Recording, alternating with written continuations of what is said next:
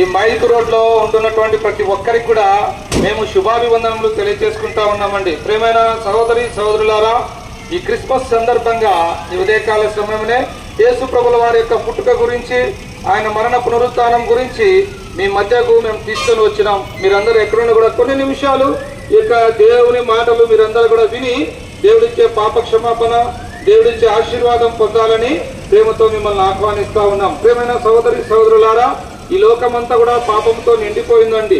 దేవుని వాక్యం సెలవిస్తా ఉంది, ఏ భేదం లేదు, అందరు కూడా పాపం చేసి దేవుడు అనుగ్రహించి మహిమను పొందలేకపోతున్నారని పరిశుద్ధమైనటువంటి బైబిల్లో రాయబడి ఉన్నదండి. కనుక మానవుడు పాపములో, చీకటిలో, అంధకారంలో గ్రహించలేనటువంటి స్థితిలో ఉన్నటువంటి సందర్భంలో ఆ సృష్టికర్త అయినటువంటి దేవుడు, ఆ దేవాది దేవుడు మానవ రూపము దాల్చి యేసు క్రీస్తు ప్రభుగా భూమి మీదకి అవతరించినాడండి.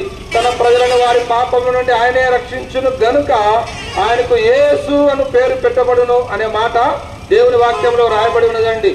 మానవులందరి పాప పరిహారార్థము లోకరక్షకుడుగా యేసు ప్రభుగా ఆయన 2024 సంవత్సరముల క్రితం ప్రపంచానికి మధ్యస్థానమైన యెరూషలేము పట్టణంలో బెత్లెహేము అనే చిన్న నగరంలో యేసు ప్రభుగా ఆయన అవతరించినాడండి. సహోదరి సహోదరులారా, మానవులందరి పాపముల కొరకు యేసు క్రీస్తు ప్రభుల వారి లోకానికి దిగి వచ్చినాడు. ఆయన ఈ లోకంలో దైవ శక్తిని బట్టి ఎన్నో గొప్ప అద్భుతాలు చేశాడు. అనేక మంది రోగులను స్వస్థపరిచినాడు.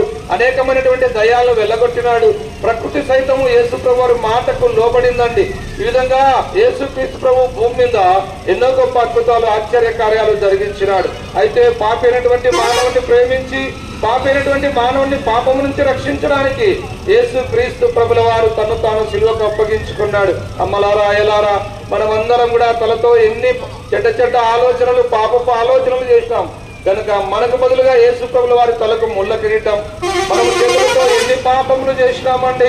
అందుకొరకు యేసు ప్రభు 2 చేతులలో మేకులు, మనము కాళ్ళతో చేసినటువంటి పాపములను బట్టి యేసు ప్రభుల వారి 2 కాళ్ళలో శీలలు, మనందరి పాపముల కొరకు యేసు క్రీస్తు ప్రభుల వారు ఆ బరువైనటువంటి శిలువను ఆ కలవరి కొండ మీద మోసినాడండి. మనందరి పాపముల కొరకు ఆయన ఆకాశానికి భూమికి మధ్య శిలువలో వేలాడినాడు. ఓ సహోదరి సహోదరుడా, నీ నా పాపముల కొరకు యేసు క్రీస్తు ప్రభుల వారు శిలువలో మరణించినాడు, సమాధి చేయబడినాడు. 3వ దినాన మరణాన్ని జయించి తిరిగి లేచినాడు, ఆ పరలోకానికి ఆరోహణుడైనాడు. ఈ మాటలు వింటున్న సహోదరి సహోదరుడా, ఎంతకాలము పాపంలో జీవిస్తావు? ఎంతకాలము పాపమునే తినచ్చు, పాపమునే త్రాగుచ్చు, పాపంలో సుఖిస్తూ పాపంలో నువ్వు మరణిస్తావు. నువ్వు పాపంలో మరణించుట యేసు ప్రభుకి ఇష్టం లేదు. అందుకే ఉదయకాల సమయమునే నిన్ను రక్షించడానికి యేసు ప్రభు నిన్ను పిలుస్తా ఉన్నాడు. యేసు ప్రభు నిన్ను ప్రేమిస్తా ఉన్నాడు. యేసు ప్రభు నిన్ను రక్షించాలని ఇష్టపడుతున్నాడు. యేసు ప్రభు నీ పాపాలు క్షమించాలని ఇష్టపడుతున్నాడు. సహోదరి సహోదరుడా, నీకు ఇష్టమైతే యేసు ప్రభు చెంతకురా. యేసు రక్తం ప్రతి పాపం నుంచి నిన్ను కడిగి పవిత్రులుగా చేస్తుంది. ఆ విధంగా కాక నువ్వు పాప జీవితంలో కొనసాగితే నిత్య నరకం, అగ్నిగుండం, పాతాళం ఎవరు తప్పించుకోలేరు. కనుక ఈ మాటలు వింటున్నా నువ్వు యేసు క్రీస్తు ప్రభుని సొంత రక్షకుడిగా నువ్వు అంగీకరించి నువ్వు పాపం నుంచి విడుదల పొందాలని ప్రేమాపూర్వకంగా మేము మిమ్మల్ని ఆహ్వానిస్తా ఉన్నాం. ప్రభువునే యేసు విశ్వాసం ఉంచండి. అప్పుడు మీరు మీ ఇంటి వారిని గొప్ప ఆత్మరక్షణ, పాపక్షమాపణ, పరలోక రాజ్యం మీరు పొందగలరు. మా సహోదరులు మీ దగ్గర చిన్న చిన్న కరపత్రాలు, పుస్తకాలు తీసుకొని వస్తున్నారు.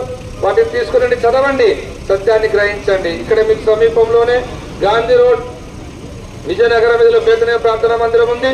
అక్కడికి మీరు ఎప్పుడైనా రావచ్చు, దేవుని వాక్యం వినవచ్చు. ఇప్పుడు మీ అందరి కొరకు మేము ప్రార్థన చేస్తాం.